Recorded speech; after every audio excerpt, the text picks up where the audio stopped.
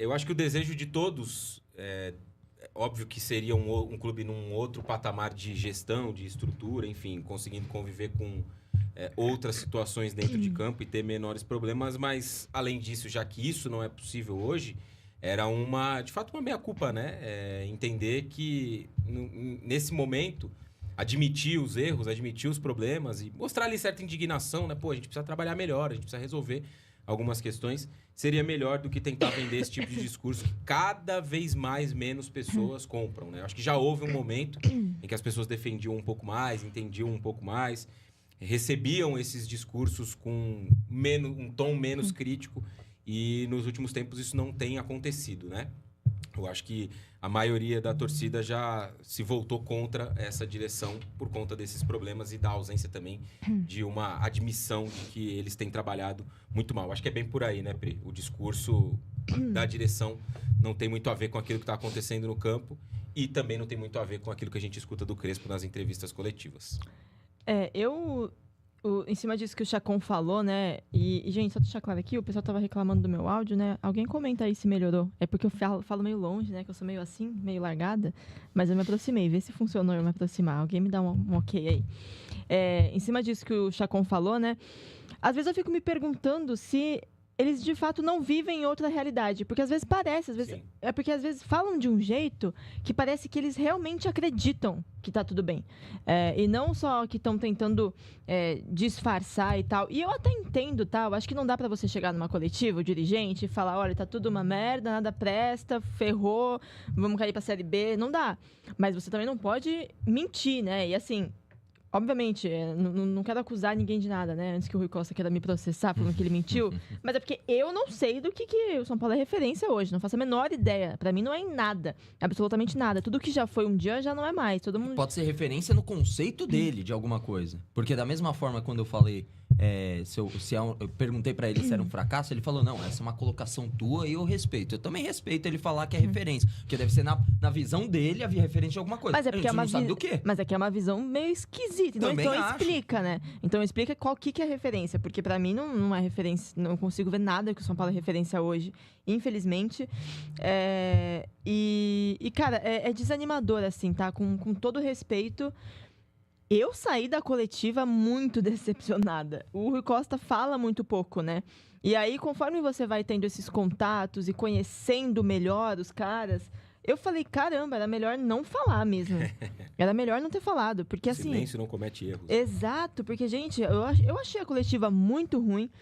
Tudo é bom e nada é ruim, basicamente, lá. E era um desejo do Júlio Casares que ele falasse mais, tá?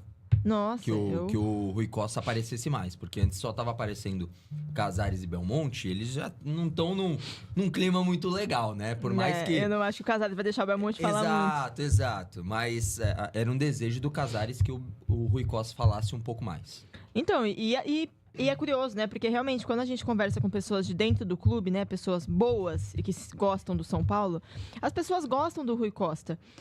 E falam que ele faz um bom trabalho e tal. Só que assim, na coletiva eu me decepcionei muito, achei muito ruim. Pra mim foi pior do que a coletiva do Casares. A primeira lá, né? Foram 2 meses até agora de uma coletiva por mês. Então, eu me decepcionei muito. E é isso, assim, cara, não tem como dar certo mesmo. Eu falei, cara, pelo menos eu tirei minha dúvida, né? Eu entendi, não tem como dar certo, porque cada um vive num mundo lá dentro.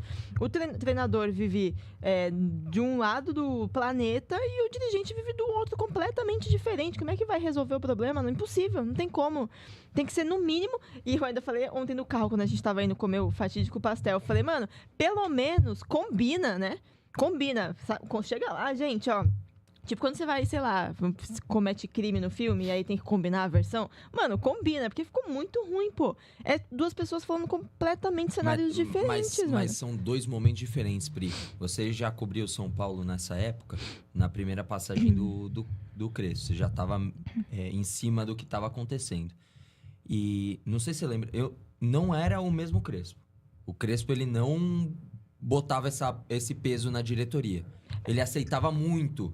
Porque ele veio ele veio maior. Não, ele veio muito maior, com mais títulos, e ele tava realmente no começo da carreira. Então é um outro Crespo. Eu não sei, sinceramente, se a diretoria esperava que o Crespo fosse dessa forma. Pode ser que não. Eu acho Isso é algo que a gente nunca vai saber, né? A gente nunca vai saber. Mas eu acho que surpreendeu com um Crespo mais bocudo, sabe? Mais... vou falar mesmo e problema deles. E o pior é que, assim, as declarações dele, na minha visão, pelo menos, não tem nada de muito absurdo, assim. Não. Nada, Mas é que são só realistas. É que ser claro com o torcedor é um absurdo pra esse São Paulo. Nada, assim. E tanto que quando tentaram entrar em coisas mais polêmicas, até na coletiva lá contra o... Esqueci, contra o Flamengo, Sim. quando ele faz aquele desabafo, teve gente que quis tirar respostas sobre política, e ele falou, não tem nada a ver com isso, tal. Então, assim, ele ainda tem um limite, né? Só que, querendo ou não, todo o contexto que acaba infectando o campo faz parte do trabalho dele. Então, ele começou a falar, e tá certo, cara. E aí, vai o dirigente e fala um negócio completamente diferente, completamente fora da casinha, na minha opinião. E é muito decepcionante, cara, muito decepcionante. E desculpa, além de tudo, falta uma humildade de você reconhecer que o trabalho que você fez em 2025 foi péssimo, horroroso, Sim. horroroso. Foi muito ruim o trabalho de 2025 de montagem do elenco. E aí ninguém falou sobre isso, né? Não só de montagem, não, né? Esse cara foi bom. Não só de montagem. O São Como Paulo assim? em campo. Ah, não, sim, é que eu digo Horroroso. o que é responsabilidade dele, né? Que é montar elenco. Foi ruim, com todo respeito, Sim, foi muito sim, ruim, deu sim, eu muito concordo errado. contigo, Deu Pri. completamente errado, muito errado.